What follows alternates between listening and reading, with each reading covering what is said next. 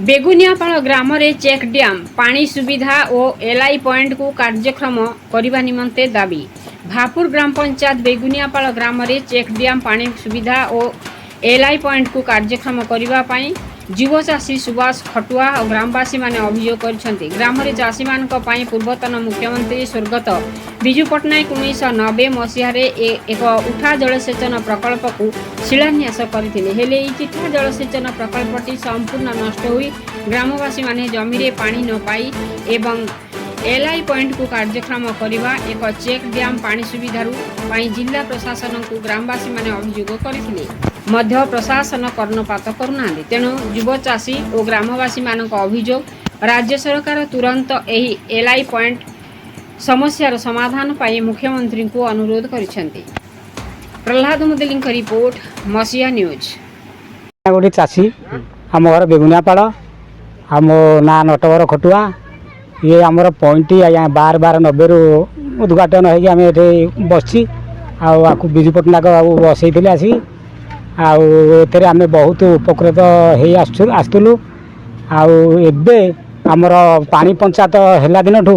मटुटी आमर बहुत असुविधा पड़ी आम आ ठीक ठाक निजे एमती कर चाष बहुत असुविधा आपण मैंने आपको दृष्टि देले चाष आम अधिक उपकृत हूँ ए चाष एलआई पॉइंट चाषबास करुँ 40 एकर भितर आम जहाँ उत्पादन करूँ रबी मुग सब पनीपरिया कोबी आलू ये सब नहीं आम ढेंकाल बजार बिकु बेपार भी अने नहीं चलुंट या प्रति टे ध्यान देले आपण मैंने आम टे खुशी हूँ आमर आज्ञा सरकार आमर अच्छा मोहन चरण माझी सी आम ए पॉइंट की दृष्टि देले आम टे जनाऊँ आम टे उपकृत हबू जिलार आज्ञा कैबिनेट मंत्री कृष्णचंद्र पात्र तांकू जनाऊँ या प्रति टे ध्यान देले आम उपकृत हबू। चाषी मैं टुकु खटुआ ढेंकानाल जिला भापुर बेगुनियापाड़ आम ग्राम 12/12/90 मसीह आमर विजु पट्टनायक समय एलआई पॉइंट बसी जाए ए भी गाँव प्राय 100-150 लोक भी फसल भी उपकृत भी होकर चलती किंतु आगुरी जो भाई जहाँ सुविधा चली अबिका करेन्ट भी बहुत आम सम्मुखीन होचु आमर रिचार्ज मीटर बसीगला पैसा भी आम ठीक भी चाषी दे पारूँ दुई पानी आमर बहुत असुविधा हो जोटा कि खरा दिन आम पानी टोपाटी दे पारूँ फसल बहुत आमर भी मरी जाऊँ तेणु आम आमर सरकार को जनाऊँ आम चेक डैम करागले आम ए उपकृत हो पारू प्लस आउ कि पाइप फाइप देले भी टाँकी फाँकी सुविधा हो पारे चाषी आम उपकृत हो पारे जोटा कि चाषी आज चाष करने लोकर मन दुर्बल हो पड़ू तेणु सब सुविधा मिलगले चाष मन भी आसब पिला माने बाहर को न जाइए आराम करें काम बाबुर ढेंकानाल आपण मैंने मु छोट पिला दिनू मो बापा सहित चाष करी एवं विजु पट्टनायक बाबू गोटे देले आमको गोटे उदाहरण गोटे पंप सेट आम ए 200-250 भाई उपकरण करूँ मोर झी 4टा आज्ञा ए मोटर पानी नहीं कि मो परिवार चलवाई भी मु अस्कुट मुझे कर मोर मो बयस है 50-55 बयस मुझे परिवार चलैया असुविधा हो सरकार आम जो नुआ सरकार ले उदाहरण किसी दे पारना नवीन बाबू थेला विजु बाबू थेला आम एलआई पॉइंट देउथला पाइप भी देउथला। मो ना सुभाष चंद्र खटुआ घर ढेंकानाल जिला भापुर ग्राम पंचायत बेगुनियापाड़ मु जड़े चाषी और मो पाखे मो भाई मान चाषी दादा ये सब अच्छा एक्चुअली 1990 मसीह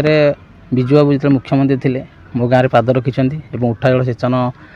भित्ति प्रस्तर कले द्वारा 500 रु अधिक चाषी उपकृत प्रति डेली गुजारण मेंटे पारती एवं पिला छुआ को आहार जोगे पारती तापरे विगत आज कि 36 वर्ष तले कौन सरकार अनुदान कि बेसरकार अनुदान कि नेता मंत्री दृष्टि आसलानी तो चाषी एत अवहेलित जे तांकर भाषा से कहले भी आमको दुख आसे आम ये गाँव पिला बाहर बुलुचु किंतु कौन तार समाधान करें तेणुक मोर डाकिबार उद्देश्य भाई मान को जे मो गाँव उद्देश्य गाँव समस्या को केमती लोचन को अणा जाऊ यही गाँव प्रति डेली 15 ରୁ 20 क्विंटाल सीजन बेले 100 क्विंटाल भी माल ढेंकानाल बजार को जाए ढेंकानाल बाबू मैंने ये बेगुनियापाड़ चाष फल खाई एवं खुशी रहती किंतु मु भावुची आपण मान जरिया सारा राज्य बाजू सारा जिले में बाजू समस्ते जानतु ये जो जिनस विजु बाबू स्वप्न देखी स्वप्नटी केमती अंधार हो जाऊँगी कि स्वप्न केमती साकार हम ସେ ପ୍ରତି କେମିତି ଦୃଷ୍ଟି ଦେବେ ଏବଂ ବିଜୁ ବାବୁଙ୍କ ସ୍ୱପ୍ନକୁ କେମିତି ସାକାର କରି ଏଇଠୁ ଚାଷ କରିବା ପାଇଁ ଯେମିତି ଲୋକ ମନ ହରାଉଛନ୍ତି, ଚାଷକୁ ଯେମିତି ପ୍ରୋତ୍ସାହନ ଆଉ ଦେଉନାହାନ୍ତି। କାହିଁକି ନା ଜଳର ସମସ୍ୟା, ମେସିନ୍ ପାଣିର ସମସ୍ୟା, ସାର ଔଷଧର ସମସ୍ୟା, ଏସବୁ ପାଇଁ ଚାଷରୁ ଯେମିତି ମନ ଛଡ଼େଇ ନେଉଛନ୍ତି। ଚାଷ କେମିତି ଆଗକୁ ଯିବା, କେମିତି ଗୋଟେ ଚାଷୀ ପୁଅ ଆଜି କହିପାରିବ ମୁଁ ଚାଷୀ, କାହିଁକି ନା ଚାଷରୁ ଉନ୍ନତି ପରେ।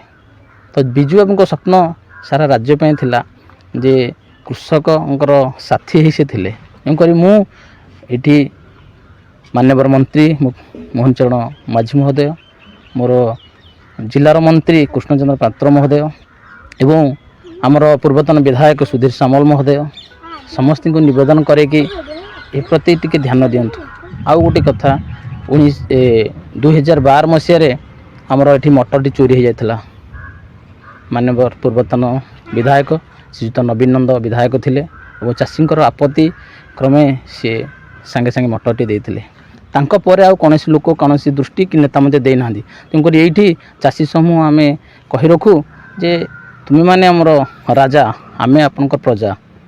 ଆପଣ ରାଜା ହେଇ ପ୍ରଜାଙ୍କର ଦୁଃଖକୁ ଟିକେ ଦେଖନ୍ତୁ, କେମିତି ଚାଷକୁ ଆଗେଇକି ନେବା। ତେଣୁକରି ମୋର ଚାଷୀ ଭାଇମାନଙ୍କର ଅନୁରୋଧ, ସାରା ଓଡ଼ିଶାରେ ବାଜୁ।